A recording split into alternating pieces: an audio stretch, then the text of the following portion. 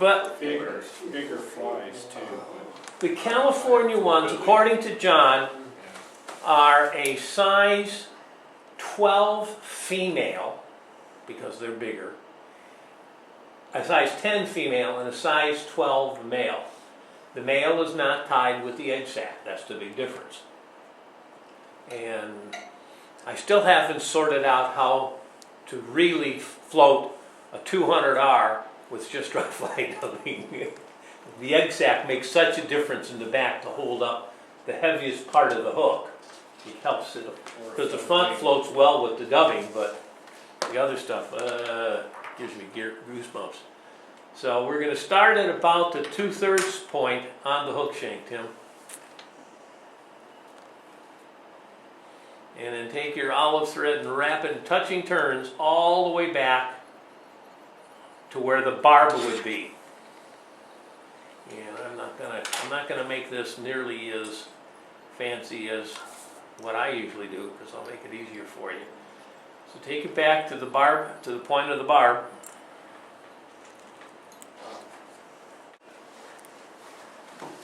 Okay, so you're gonna get your thread back to the barb, and then you're gonna take 2 fibers, even up the points, and you're gonna tie those in right at the barb, and then wrap right at the barb. Well, I thought you put a dubbing ball at the back before you. I did. I'm trying to simplify. This works as well as the one with the dubbing ball, by the way, so it doesn't make any difference, which is kind of interesting. Okay, and then we're going to trim at an angle the foam. Again, it's easier to fold it over, creates a little less bulk, and if you want, we're gonna get a little better. We'll put some dubbing underneath the foam. Make that. What about just tying that as a tag instead of looping it over? I mean, have you compared that to see how well it floats? I don't like the way it looks. I'll hang on a second. I'm gonna put down my base here. One of the things that I see with some of the guys who are doing the balls is they're gonna, is the camera still on? Okay. They're gonna tie it just like that. That looks kind of hokey. You know, look at the way the ball looks like, and look at this. I mean, yeah, the fish probably don't care. That's what they're doing though. That's what They're just, flies, yeah. I've seen some where the foam is twice as thick as this. Yeah. You know, it's They're getting that shape. it's like this, and then they're cutting the corners off. You know, I go, Getting silhouette. I didn't like it. And since I'm tying the fly, I tie my flies the way I like my flies to look, right? So I tie it in as a ball because it is a dubbing ball. It's not an appendage hanging out back. It's a dubbing ball. A little ball hanging off the end. Okay? And to me, that looks way more like the insects that you have pictures of. And hits the water just separates all the eggs and it drops out. It drops off right away. Yeah. I'll land somewhere on midnight tonight. There's your reg ball. Okay.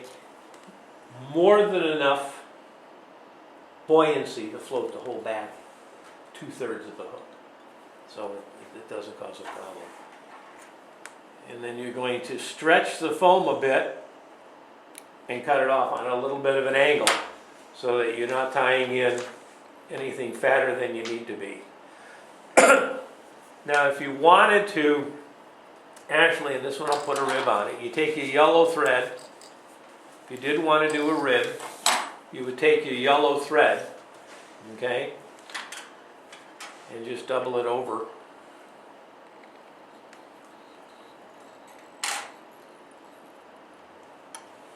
and this becomes your rib.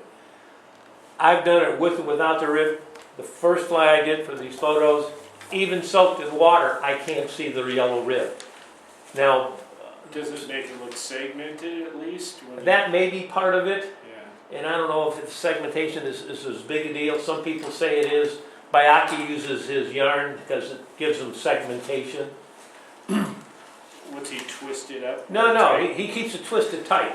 Yeah. And his logic is if you twist it tight, it won't absorb water as fast That too. because it's tight. You hit the red button, you turn it off. Turn it down, Okay. okay? So at this point, Well, he's got a whole line of his own Yeah. stuff. Yeah. so his is different. Premium CDC. Real So now we're gonna dub nice stuff. our I've been there. abdomen. Park. And the key to dubbing, can you see that? You see what I've done? See all this? It's loose. I'm not worried about anything except for right here, right at the tip. Then I slide it up, and now, now it's locked in. I can now spin all this around my thread. If you notice, I'm spinning it at the bottom. You see how it's tightening up at the top? Look at that? With a rotary vise, I can just give it one of these numbers.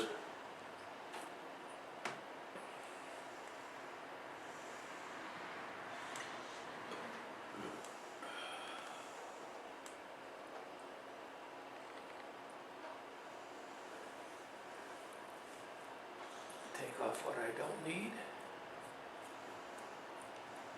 This doesn't rotate. So he has to just wrap it around, which comes out exactly the same way, nothing different. Okay. And then if you were going to do the rib, now I always like to do my ribs in the opposite direction of my basic thread wind, just a habit I've gotten into. So what I'm going to do at this point is I've dubbed my body. I can then transfer to my yellow.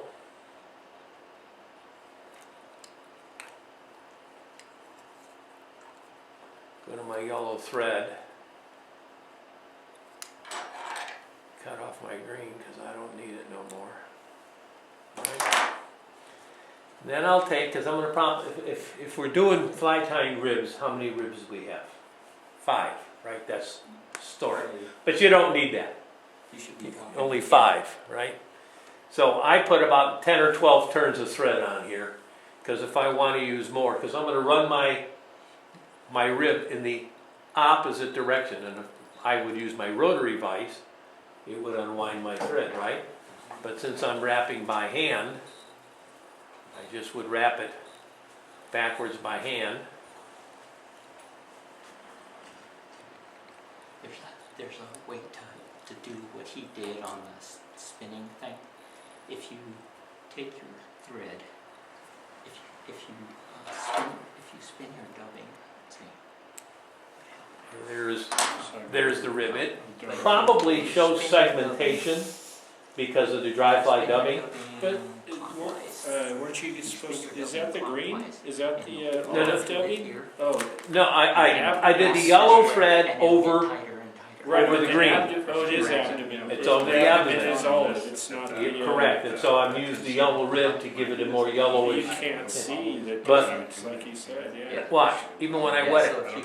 if you I twist thought it, maybe you used the Now it's wet. wrong dubbing on the... It's wet, can you see it? Yeah. That's why, I did the rib because everybody did. Now, some of the folks are using copper wire, some silver wire, Right. But some if gold you're wire. floating, you don't want to have... Why would you want to add wire to something? Durability Right? is the only thing, yeah. So you can add the rib if you think you want to add the rib. I put it on here. he's the one tying. You should actually. Well, I'm listening, I'm I'm listening. talking to the group. I'm because listening. These guys are part of the conversation too. So Okay. keep going. Do you guys stop there on your way up to Montana? Stop where? Right. Now we're going to take a hank of mousse. okay? And we're gonna knock out the under fur. You don't want, the fuzzy stuff doesn't float. That fur down there does not float, it soaks up water. I always like to look with moose to make sure I don't have any white ones, because there are some white hairs in the moose, so I always pull them out, right? And again, I love this thing. You just drop them in. I've not let go of that side, just drop them in with the butts, right? So, we'll let him take out a chunk, put it in your hair stacker, but in yours it's tip first, yes. Okay, tap it on the table or device, anything you want. Now, stop right there because this is important. No matter what hair stacker you use, there's something you do always when you're dealing with hair. When you take your hair stacker, if I want my tips facing forward, I hold my hair stacker and take off my bottom piece to the front. Now my tips are pointing forward, right? If I want them going to the back, I hold it here and I take off from the back, and now my tips are going backwards. I don't have to try to turn something around in your fingers or in the tube and mess up your stack. So always point the stack in the direction which you want the tips to stand, and then when you pull them off, they're all going in the right direction. Oh, and I got a white one right there. Right there, got rid of that puppy dog. Okay, and now, grab it by the butts. Okay, now you're going to measure, look up at the screen, that's where you got to watch the screen. I have to take up, my butts are going to be tied in from here to here, okay? So if I tie it in here, I don't know how long it's going to be when I fold it back. So I measure it to start with. If I put my fingers at the back of my hook, the amount of my tips extended past my eye tells me how much I'm going to tie in for the fold back. So I've got the right length for my wing.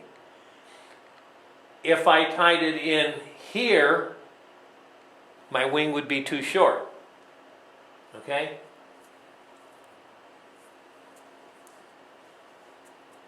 If I tied it in like this, look, see that? See how long that is? My wing will be too long. So this is a judgment thing. You're looking at how much is extending out the tip beyond the eye, and this distance should be approximately that distance, very, very close to it. Okay, that's where you judge it. It becomes an eye thing, okay? So, now watch my hands. If I want to change the distance, watch my fingers. Let's say I want to make it longer. I grab it right where my fingers are, watching the camera, right? And I let go. I take my other hand, and now watch. I pull back a little further, right? Now I let go. Oh, it's too long. So I come back here, and I grab it. And I go, oh, it's still a little too long. I shorten it up again, and I grab it, finger touch. And I say, just a little bit too long. There we go. You see how I did that? Every time you touched your fingers, you set the point in which you're tying it in. That's the tie-in point. Okay? So now, I'm going to run my thread all the way up to the eye. I'm going to put about 8 or 10 turns of thread at the eye. And then I'm going to spin my thread. Remember we talked about making it round for a reason. We want it stronger. Okay? So now I'm going to take my thread in an open turn, so I'm going to wrap it back to that 1/3 point with open turns and take 2 turns forward and come just short of the eye. Can you see where I stopped? Okay.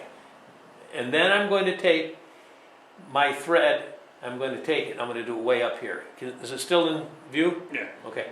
I'm going to make 1 whole turn around the bundle, right? Then I'm going to slide the bundle all the way down onto the hook, tighten that up a little bit, take another turn. Now that's the first turn. The second turn I just did, right now it's just on the bundle. So I have to take a turn around it which captures the hook. Loose. Then I take another turn. Then I take this middle finger and I push it alongside the bundle and I pull the thread towards me and tighten it down. The reason I put my finger on the bundle is to keep it from slipping, right? And now I can take touching turns. It means keeping it from rotating Right. around the hook. Right, so we want it all on top of the hook. So then I take touching turns and I wrap it back to just short of the 1/3 mark. Okay? Now it's tight and tight. It's not going anywhere. I got 8 or 10 turns of round thread on it. For those who need belts, suspenders, and rope, right now would be a good time for head cement. If you're nervous about it not being tight enough. I don't think I need it, but some people like to use head cement on every segment they tie the fly, and that's just fine. It won't move and it won't come apart. It's not wrong, it's not right, it's just a preference. So now I'm back almost to my original tying point. Now I can cut off my butts, but you notice I'm holding them up and I'm cutting them flat, which is giving me an angle. Okay, and then I'm going to take my thread and wrap it back all over those little butt ends that I just left down there.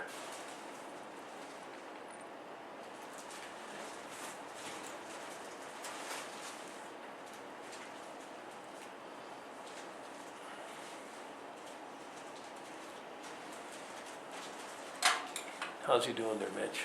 Doing okay. Yeah. Okay, so now you should have a little bit of room in front of that bundle. Do you have a little bit of room between the bundle and the hair when you pull it straight up? What do you think that line? Here, always look over a piece of white Yeah, that's paper. what I had it. If you don't do that, you can't see. I think he's Yeah. American. Okay, so we're gonna make it look real nice. Take a little bit of your, What did not say. He did Tannish say dubbing, any time. which is what your thorax is gonna be, and Yeah, well. dub that onto your thread. Fucking temperature drop off. Dub it onto your thread. But he caught that, I thought they launched that like sailor. And then you're gonna wrap that I know. between the eye of the hook and that bundle. He didn't say where for a reason, he didn't want to say. And I only took 2 turns, even with that little wisp I had. He didn't have a reason. So I even had twice as much as I needed. Well, yeah, and so I thought, well, probably doesn't have his water master that long, if he's still forgetting shit. And then stop with your thread behind your wing bundle.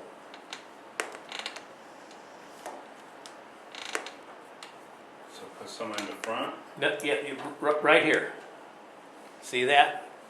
You need maybe 2 turns of dubbing. Anything more than 2 is going to be too much. You know, when you dubbing is basically to change the color of thread. Most people dub way too heavy. But you don't make it dubbing fat. You make a thin dubbing, and then you wrap another layer of dubbing, then you make another layer of dubbing, then you make another layer. If you want it fatter, you add more layers. You don't make the dubbing fatter. Okay, because it doesn't hold as well and the colors don't come out right. But adding layers, in other words, you want it fatter, wrap it down, wrap it back, wrap it down. Now you got 3 layers thick. If it's not thick enough, put another layer or 2 on. But don't add more dubbing. Dubbing should be so thin that you could take, if you took white thread, white thread and black dubbing, you should put enough dubbing, just enough dubbing to turn the white thread, to make it look like it's black thread. Not dubbed thread, just Because it's black. thicker, if you made it thicker. Now at this point, take a turn of thread behind your wing. Okay, now we're going to put on our antenna, which is nothing more than 2 fibers of moose. Just 2. Cut them off so that the tips are even.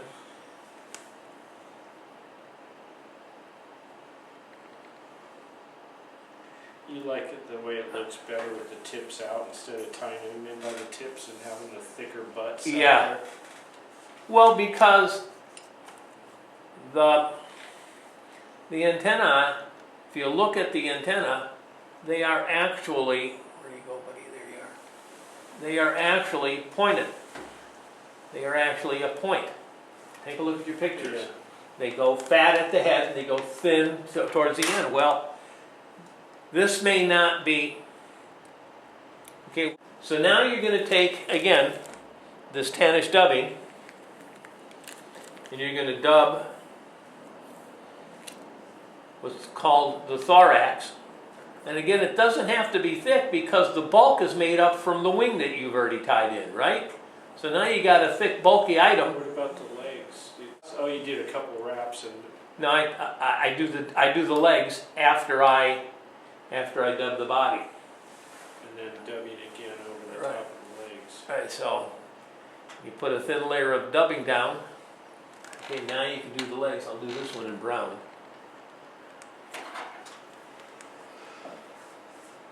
You got the key to the restroom?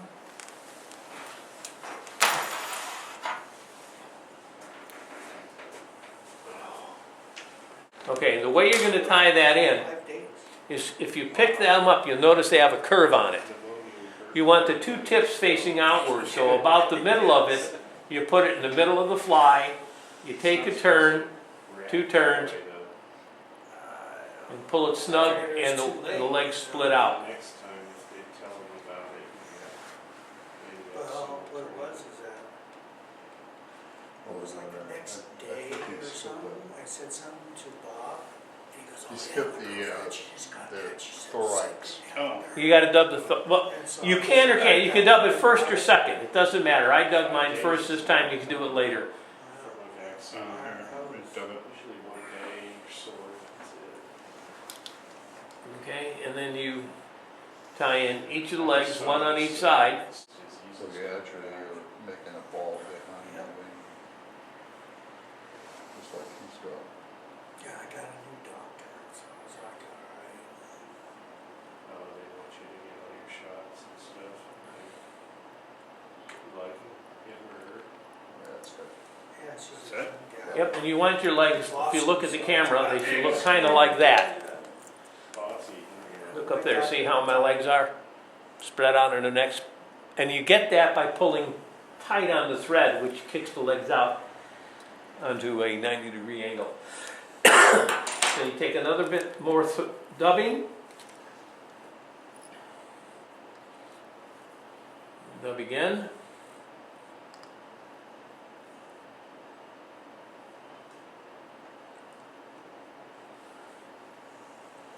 And I'm going to dub right up the middle. I'm going to dub behind the back wings, Legs. back legs. Then I'm going to come back to the middle.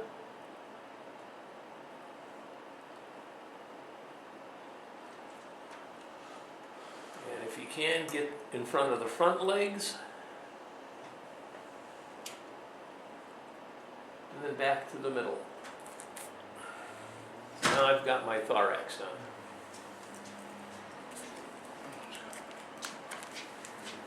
Sometimes I wish I could see that so I could see. Okay, so now we're going to grab that bundle of hair that we set up on top. We're going to pull it back. Now watch on the camera what I'm going to do. Okay, I grab and I pull it back. Then I take my thumb and I lay it right on top and I squeeze it and I push it back. Right, I'm trying to get it back tight. Okay, and I'm pulling it back. I don't know if you can see my fingers pulling. Can you see it? Okay, now I take 1, 2, my third turn, I pull straight up, 1, 2, and nothing moves. Now you can tie your fly off at this point, or you put in what I call a sighter, which I need. He's got younger eyes, he may not need it. I should be wearing my glasses. No, I'm saying trying to see a fly at 20 feet away, 25 feet away when it's laying flush in the water. God, I hate blue wing Well, it olives. helps while it's getting dark. And midgets, You yeah. can still see a little better. Yeah. And when it comes to color, you know, yellow works great for me. Some people can't use yellow, they find pink is better. Some like chartreuse, some like green. You know, and I think the key is what color works best for your eyes. Fish don't see it. No, they don't see it, but one of the colors is going to be more visible for and to you. Now I'm gonna show you how to tie in a little cider, which is nothing more than about a 1/16 inch square piece of foam of the color that I like. That's why it's yellow. Okay, now watch how I'm tying it in. And I'm gonna take it and I'm gonna hold it right.